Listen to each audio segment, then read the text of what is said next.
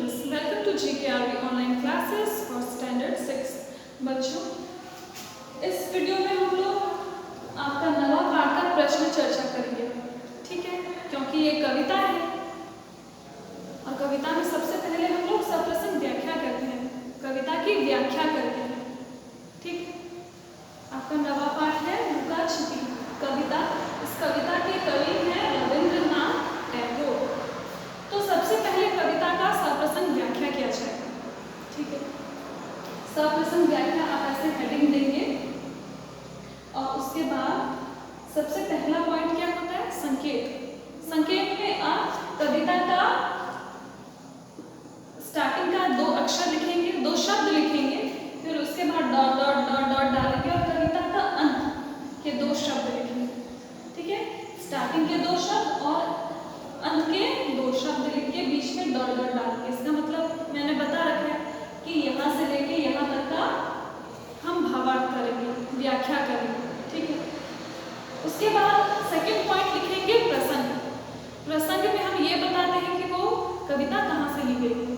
तो जैसे कि हम लिखते आए हैं वैसा ही लिखेंगे। प्रस्तुत कविता हमारी हिंदी पाठ्य पुस्तक उद्भव से ली गई है। कविता का नाम लुका छिपी एवं कवि का नाम रविंद्रनाथ टैगोर है। इस कविता में माँ और पुत्र के वात्सल्य, वात्सल्य का अर्थ होता है बेटा माँ और पुत्र के बीच में जो प्रेम का संबंध होता है उसे बोलते हैं वात्सल्य। प्रेम का को दर्शाया गया है। ठीक है, और तीसरा पॉइंट है भावार्थ। भावार्थ में जब मैंने पाठ पढ़ाया था तो आपको क्या समझ में आया था। जब कविता पढ़ाई थी लुका छिपी तो कविता को पढ़कर आपको जो भी समझ में आया वो भावार्थ में लिखेंगे। ठीक है, या तो आप अपने खुद से लिख लीजिए। अगर आप खुद से नहीं लिख पा रहे तो आपको जो PDF दिया गया है, आपको जो PDF दिया गया है उसमें पाठ परिचय है, पेज नंबर 45। ठीक है, पेज नंबर 45 में पाठ परिचय दिया गया है। पाठ परिचय में जो लिखा हुआ है ना भावार्थ, पाठ परिचय में वो आप लिखेंगे। ठीक है, या तो वो लिख लीजिए या खुद की तरफ से जो भी समझ में आया वो लिख लीजिए। ठीक है, अभी हम लोग चौथा पॉइंट लिखेंगे विशेष।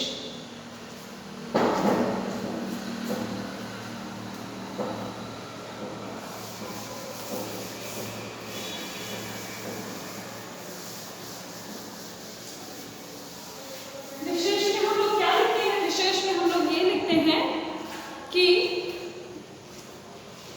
चौथा पॉइंट है विशेष। उस कविता में विशेष रूप से, मुख्य रूप से किन किन बातों को दर्शाया गया है, किन किन बातों के बारे में बताया गया है। तो सबसे पहले तो हम लोग यही लिखेंगे, इसमें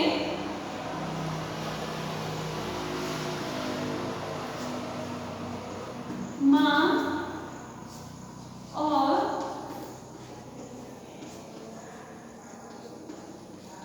पुत्र के वात्सल्य को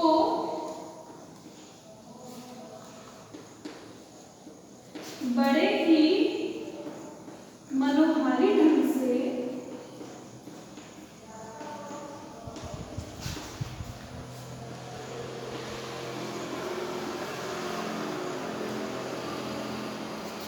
दर्शाया गया है।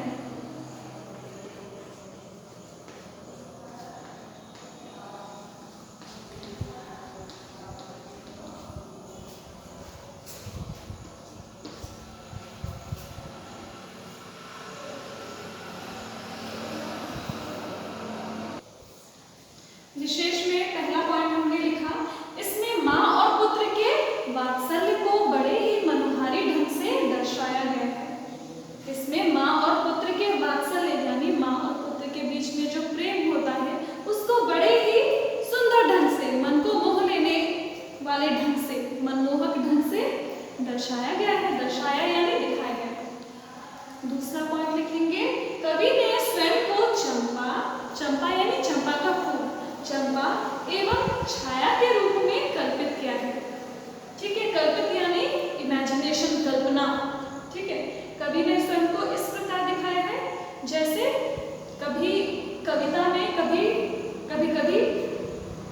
कवि चंपा के फूल के रूप में आ जाते हैं, तो कभी कभी वो छाया बन जाते हैं। क्या ऐसा वास्तव में हो सकता है? नहीं, ये एक बाल मन की कल्पना है।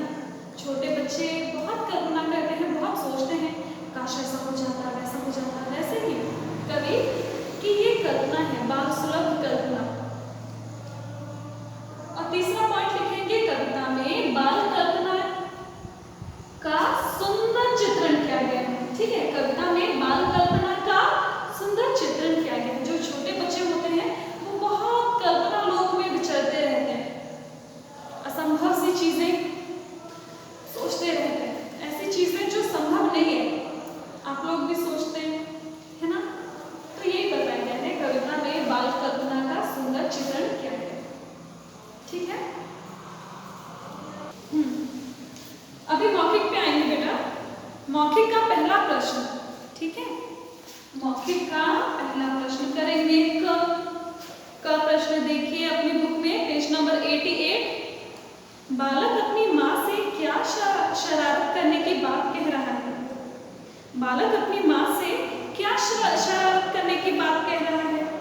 इसका उत्तर लिखेंगे, बालक अपनी माँ से फूल बनकर चंपा के पेड़ पर जा खिलने की और किसी भोर बेला में डाली पर हिलने डुलने की शरारत करने की बात कह रहा है। ठीक है, दोबारा सुनो। बालक अपनी माँ से फूल बनकर चंपा के पेड़ पर जा खिलने की और किसी भोर बेला में डाली पर हिलने डुलने की शरारत करने की बात कह रहा है। ठीक है, अभी ख प्रश्न देखो।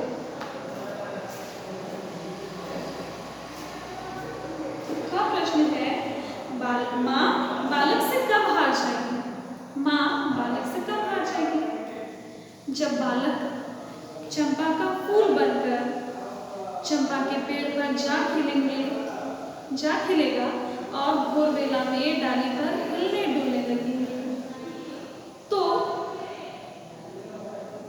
बालक की सुंदरता देखकर, यानी बालक अभी चंपा के फूल के रूप में पेड़ पर खिला हुआ है, तो चंपा की सुंदरता देखकर उनकी माँ उनसे हार जाएगी। ठीक है, समझ में आया उनकी माँ कैसे हार जाएंगी? जब बालक चंपा के पेड़ पर चंपा का फूल बनकर खिल जाएंगे और भोर बेला में डाली पर हिलने डुलने लगेंगे, तो चंपा के फूल की सुंदरता को देखकर उनकी माँ हार जाएगी। ठीक है, अभी का प्रश्न करेंगे। ठीक है, ग प्रश्न देखो बेटा। बालक क्या बनकर अपनी माँ को सारे काम करते हुए देखते रहने की बात कह रहा है? बालक क्या बनकर अपनी माँ को सारे काम करते हुए देखते रहने की बात कर रहा है? इसका उत्तर होगा, बालक चंपा का फूल बनकर अपनी माँ को सारे काम करते हुए देखते रहने की बात कह रहा है। ठीक है, घ प्रश्न देखो बेटा। इस कविता में बाल मन में पनपने वाली किस तरह की कल्पनाओं का वर्णन है? इस कविता में बाल मन में पनपने वाली किस तरह की कल्पनाओं का वर्णन है? तो इसका उत्तर लिखेंगे, इस कविता में बाल मन में पनपने वाली बहुत ही सुंदर कल्पनाओं का वर्णन है। पहले कवि चंपा के पेड़ पर चंपा बनकर खिल जाते हैं और भोर बेला में मंद मंद पवन के बहने के कारण वो डाल में यहाँ वहाँ हिलने डुलने लगते हैं, जिसके कारण उसकी सुंदरता देखकर उनकी माँ हार जाती है और वो अपनी माँ से पूछते हैं कि जब मैं चंपा का फूल बनकर चंपा के डाल पर खिला रहूंगा, तब क्या माँ तुम मुझे पहचान सकोगी? तुम कितना पुकारोगे, कितना ढूंढोगी, मुन्ना कहाँ गया रे? लेकिन मैं कुछ नहीं ढूंढूंगा, मैं चुपचाप रहूंगा। और आगे कवि स्वयं को छाया के रूप में कल्पित करते हैं और बोलते हैं, जब तुम दोपहर के समय सबको खिला पिलाकर महाभारत की पुस्तक लेकर बैठोगी, तब कमरे की खिड़की से पेड़ की छाया बनकर कभी तुम्हारी पीठ पर, कभी तुम्हारी गोद में पड़ूंगा और कभी तुम्हारी पुस्तक में भी आ जाऊंगा। अपनी नन्ही सी छाया लेकर क्या तुम उस समय मुझे पहचान पाओगी? नहीं माँ, तुम मुझे पहचान नहीं पाओगी। और जब शाम को तुम गाय की साव में जाओगे, तब मैं ये खेल समाप्त कर दूंगा और टप से धरती पर टपक पड़ूंगा और फिर मैं तुम्हारा मुन्ना बन जाऊंगा। इस प्रकार कविता में कवि ने बाल मन में पनपने वाली सुंदर कल्पनाओं का वर्णन किया है। ठीक है।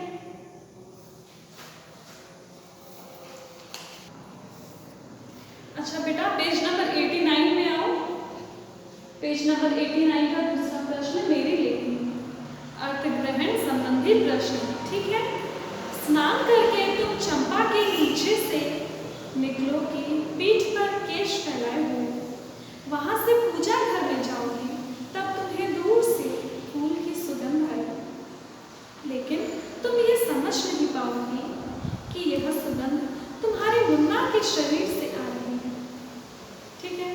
ये वाला जो पद है, इसको पढ़कर हमें नीचे के प्रश्न पर सही विकल्प के आगे सही का चिन्ह लगाएंगे।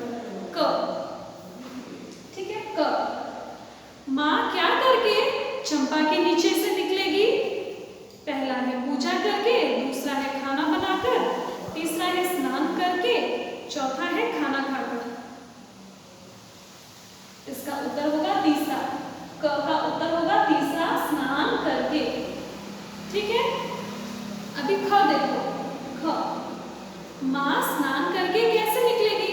पहला है पीठ पर केश फैलाए हुए, दूसरा है पीठ पर चोटी बनाए हुए, तीसरा है बालों का जूड़ा बनाए हुए, चौथा है इनमें से सभी। ख का होगा पहला विकल्प, पीठ पर केश फैलाए हुए। वो नहा करके निकलती है ना। ठीक है। अभी ग देखो। ग। माँ जब पूजा घर में जाएगी तो दूर से उन्हें किस चीज की सुगंध आएगी? पहला है पत्तों की, दूसरा है इत्र की, तीसरा है फूलों की, चौथा है साबुन की। किस चीज की सुगंध आएगी? फूलों की। तो ग में तीसरा विकल्प के आगे सही का चिन्ह लगाओ, फूलों की। ठीक है। अभी घ प्रश्न देखो। घ प्रश्न, माँ क्या समझ नहीं पाएगी? तो इसका उत्तर लिखोगे, माँ जब स्नान करके पीठ पर केश फैलाए पूजा घर में जाएगी तो उन्हें मंद मंद फूल की सुगंध आएगी, तब वह यह समझ नहीं पाएंगी कि वह सुगंध उनके मुन्ने के शरीर से ही आ रही है। ठीक है। शरीर से ही आ रही है। ठीक है। माँ जब स्नान करके पीठ पर केश फैलाए पूजा घर में जाएगी तो उन्हें मंद मंद फूल की सुगंध आएगी, तब वह यह समझ नहीं पाएंगे कि वह सुगंध उनके मुन्ने के शरीर से ही आ रही है। ठीक है।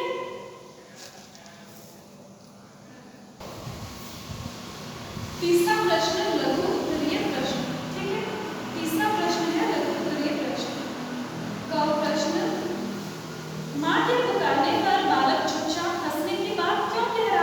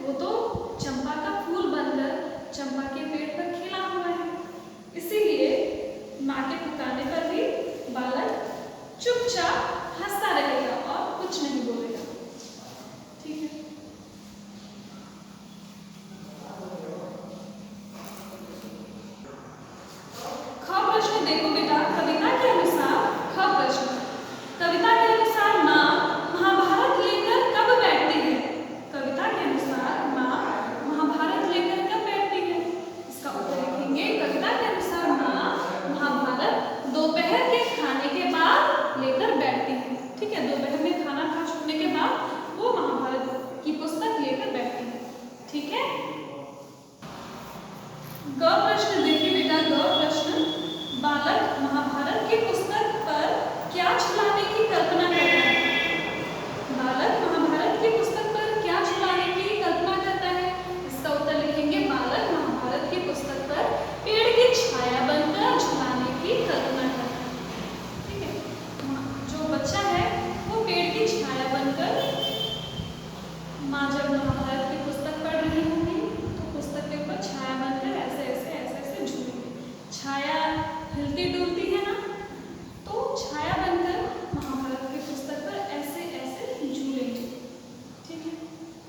घ प्रश्न देखो, माँ के ये पूछने पर कि कहाँ गया था रे नटखट, बालक माँ को क्या उत्तर देगा? बालक माँ को उत्तर देगा, सो मैं नहीं बताऊंगा। ठीक है। वह प्रश्न देखो, अगर आप कोई वस्तु बन जाए जैसे पेड़, फूल, बर्तन आदि, तो क्या आपकी माँ आपको पहचान सकेंगी?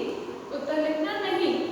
हमारे पेड़, फूल, बर्तन आदि बन जाने पर हमारी माँ हमें नहीं पहचान पाएंगी। ठीक है। ठीक है बच्चों, पेज नंबर 91 निकालिए। पेज नंबर 91 निकाला।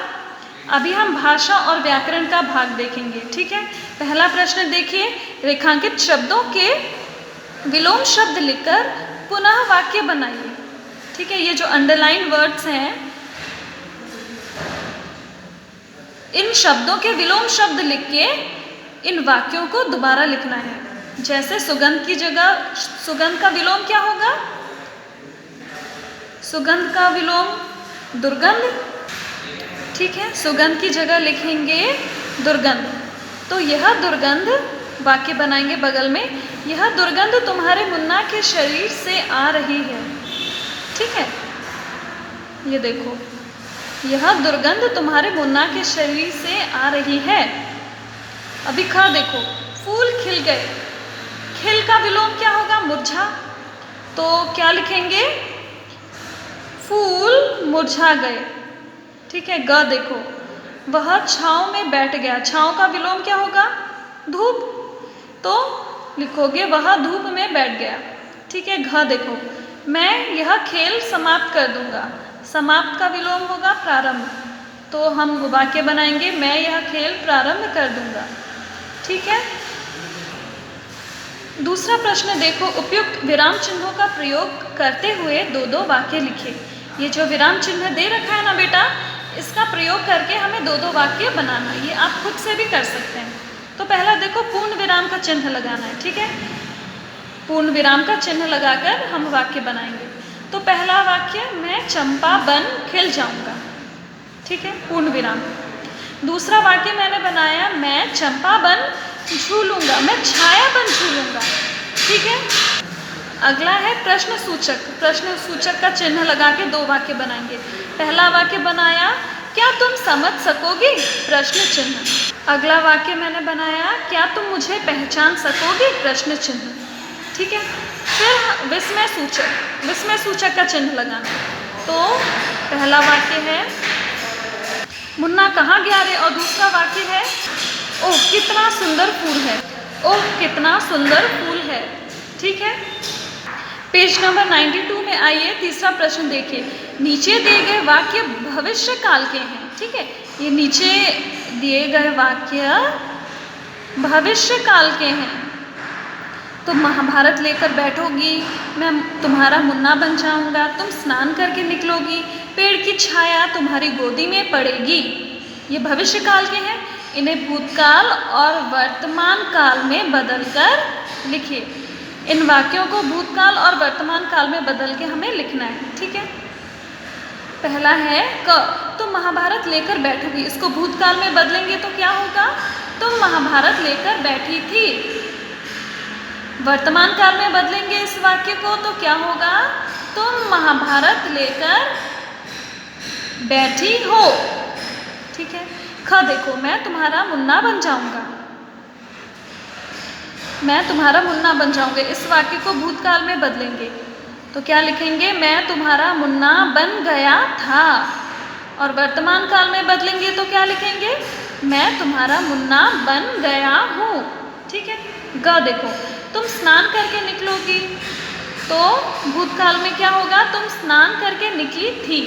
वर्तमान काल का तुम स्नान करके निकल रही हो। ठीक है। अभी घ देखो, पेड़ की छाया तुम्हारी गोदी में पड़ेगी, भूतकाल में होगा। पेड़ की छाया तुम्हारी गोदी में, ठीक है, तुम्हारी गोदी में पड़ रही थी। और वर्तमान काल का होगा, पेड़ की छाया तुम्हारी गोदी में पड़ रही है।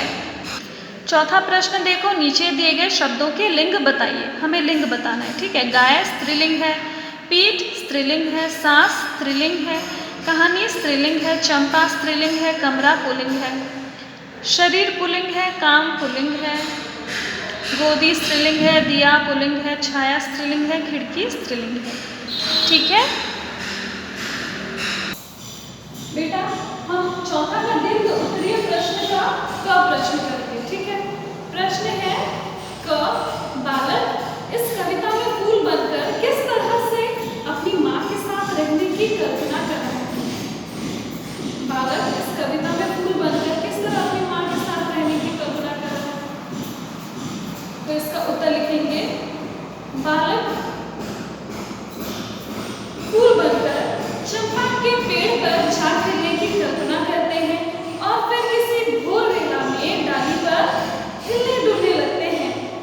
तब वो कहते हैं, माँ, जब मैं चंपा के पेड़ पर फूल बनकर खिल जाऊंगा और किसी भोर वेला में मंद मंद हवा के बहने पर डाली पर हिलने डुलने लगूंगा, तब क्या तुम मुझे पहचान पाओगी?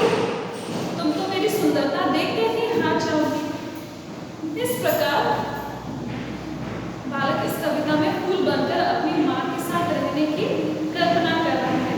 और जब वह पूजा करने के लिए पूजा घर में जाएंगे तो फूलों की मंद मंद सुगंध उनके पास आएगी और सुगंध को सूंघ कर भी उनकी माँ ये समझ नहीं पाएंगी कि वो सुगंध उनके मुन्ना के शरीर से ही आ रही है।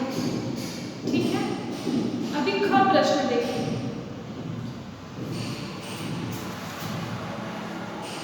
ख प्रश्न देखेंगे, इस कविता को पढ़कर बताइए कि बालक की माँ घर के कौन कौन से काम करती है।